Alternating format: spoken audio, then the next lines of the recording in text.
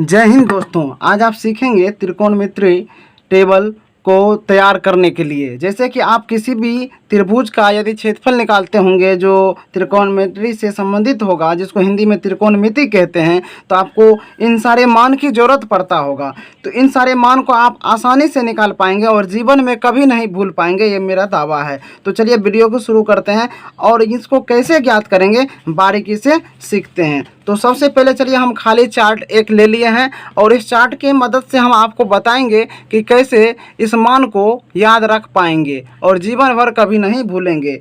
इसको क्या कहते हैं? त्रिकोणमितीय टेबल बोलते हैं, जिसको हिंदी में त्रिकोणमितीय टेबल भी कहते हैं। इसमें जो है 0 डिग्री, जिसको 0 डिग्री कह सकते हैं, 30 डिग्री, 45 डिग्री, 60 डिग्री और 90 डिग्री के कोण को, मान को, मतलब साइन, कॉस, टेन, कोसेक, सेक, कॉट में जो रहता है उसको ज्ञात करने के लिए सीखेंगे। तो सबसे पहले देखिए यहाँ से इधर कितना मान है, 0 के बाद कितना मान है, 4 है। 0 का तो कोई वैल्यू नहीं होता है, इसलिए इसको छोड़ के कितना मान है, 4 है। 1 2 3 4।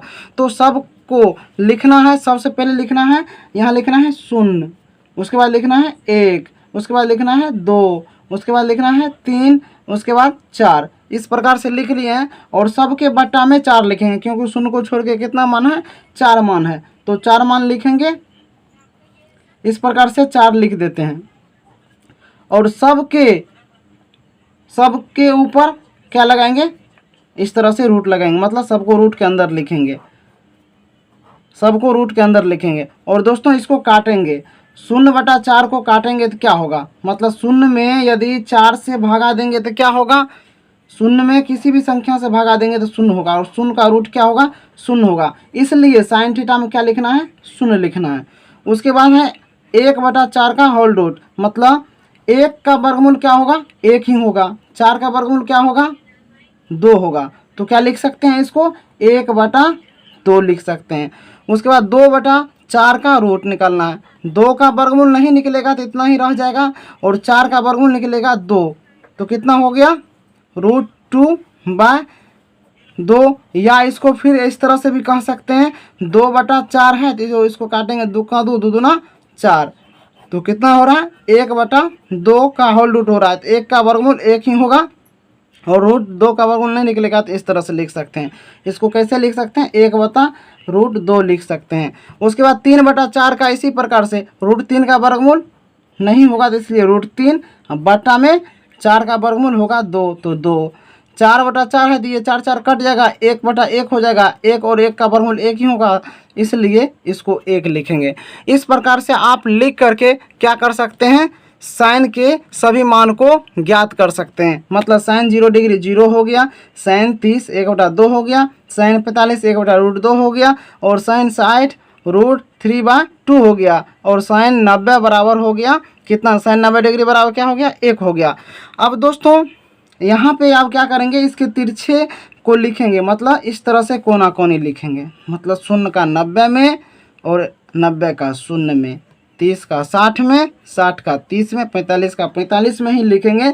तो ये दोस्तों कॉस का मान हो जाएगा। मतलब यहाँ क्या है, 1 है तो 1 लिख दिए, ठीक है, और यहाँ 0 है तो 0 लिख दिए। इसी प्रकार से यहाँ 1/2 है तो 30 का 60 में, 60 का 30 में 1/2 लिख दिए। √3/2 है तो इसमें √3/2 लिख दिए और यहाँ 1/√2 है तो 1/√2 लिख दिए। तो दोस्तों अब ये साइन के मान यदि आप आसानी से ज्ञात कर लेते हैं, मतलब सबके बट्टा में 4 रख के, तो आप कॉस के भी मान इस तरह से निकाल सकते हैं।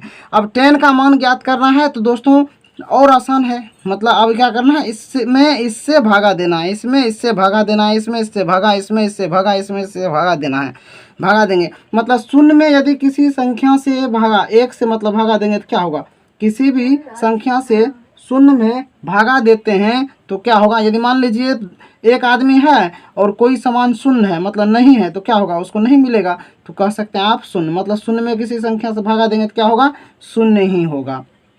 उसके बाद चलिए 1/2 में √3/2 से भागा देना है। जैसे 1/2 है उसके बटा में √3/2 है। इस तरह की संख्या दोस्तों जब रहता है तो आप इसको ऐसे भी लिख सकते हैं, 1/2 गुना, इसको ऊपर ले जाएंगे तो उल्टा हो जाएगा, 2/√3। तो ये कट जाएगा, क्या हुआ, यहाँ 1 बचा, यहाँ √3 बचा, तो इसको लिख सकते हैं 1/√3। tan 30 में क्या हो गया 1/√3।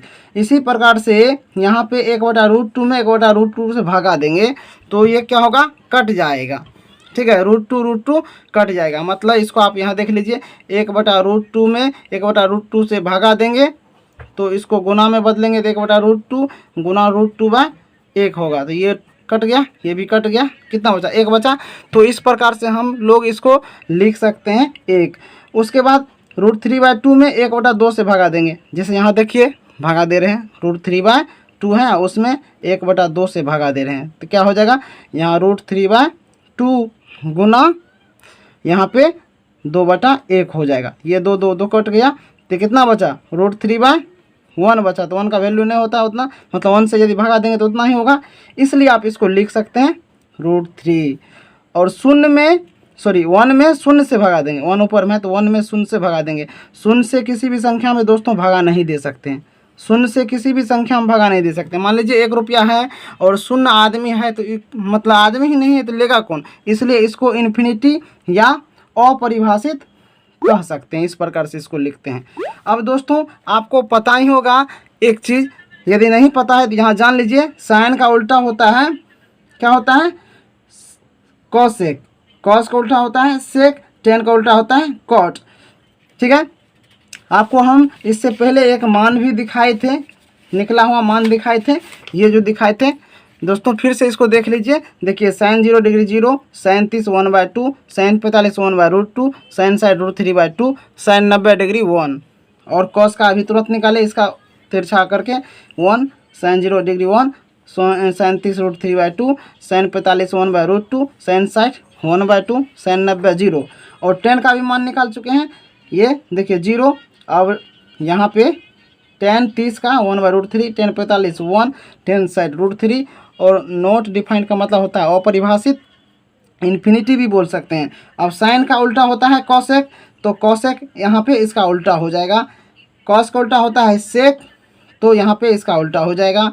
और टेन का उल्टा होता है कॉट, तो इसका उल्टा हो जाएगा। तो दोस्तों करके देखते हैं। अब देखिए साइन 0 डिग्री बराबर क्या है, साइन 0 डिग्री बराबर क्या है 0 है।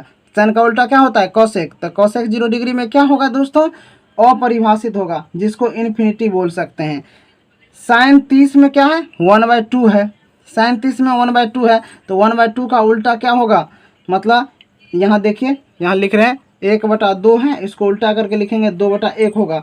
तो 2/1 को 2 लिख सकते हैं, तो यहाँ पे 2 लिख दिए।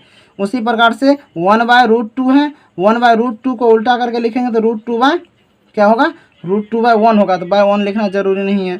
√3/2 है, साइन 60 में क्या है √3/2 है, तो कॉसेक 60 में क्या होगा 2/√3।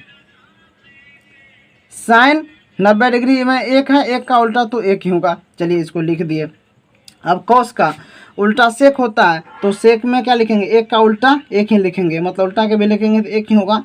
उसके बाद कॉस 30 में √3/2 है, तो सेक 30 में क्या हो जाएगा 2/√3 हो जाएगा। उसके बाद जो है कॉस 45 में 1/√2 है, तो यहाँ पे सेक 45 में भी 1/√2 को उल्टाएंगे √2/1 होगा, तो /1 लिखना जरूरी नहीं है। उसके बाद कॉस 60 में 1/2 है, तो 2/1 लिखेंगे, तो 1 लिखना जरूरी नहीं है, तो सिर्फ 2 भी लिख सकते हैं। कॉस 90 में 0 है, मतलब 0 डिग्री 90 डिग्री में 0 है 0 है, तो 0 का उल्टा अपरिभाषित होगा, जिसको अनंत भी कह सकते हैं, नॉट डिफाइंड भी कह सकते हैं अंग्रेजी में। उसके बाद tan का उल्टा कॉट होता है दोस्तों। tan 0 डिग्री 0 है, तो tan 0 डिग्री 0 है, तो कॉट में 0 का उल्टा क्या होगा अपरिभाषित, जिसको अनंत कह सकते हैं। उसके बाद tan 45 में 1/√3 है, तो कॉट में क्या हो जाएगा √3/1 लिखना जरूरी नहीं है, तो √3 लिख सकते हैं। उसके बाद tan 45 में 1 है, 1 का उल्टा 1 ही होगा। कॉट 60 में √3 है, तो √3 नहीं कुछ है तो /1 है यहाँ पे, तो /1 है तो 1/√3। ठीक है। tan 90 डिग्री जिसको 90 डिग्री बोलते हैं अपरिभाषित है, तो अपरिभाषित का उल्टा 0 होगा। मुझे उम्मीद है कि दोस्तों आपको ये समझ में आई होगी। इन त्रिकोणमितिक टेबल के माध्यम से आप आगे के सवाल को हल कर पाएंगे। आपको ये अब आसानी से याद हो गया होगा। आप इसको दोबारा भी देख करके सीख सकते हैं। अधिक जानकारी के लिए चैनल को सब्सक्राइब करें। वीडियो अच्छी लगे तो लाइक ज़रूर करें। धन्यवाद।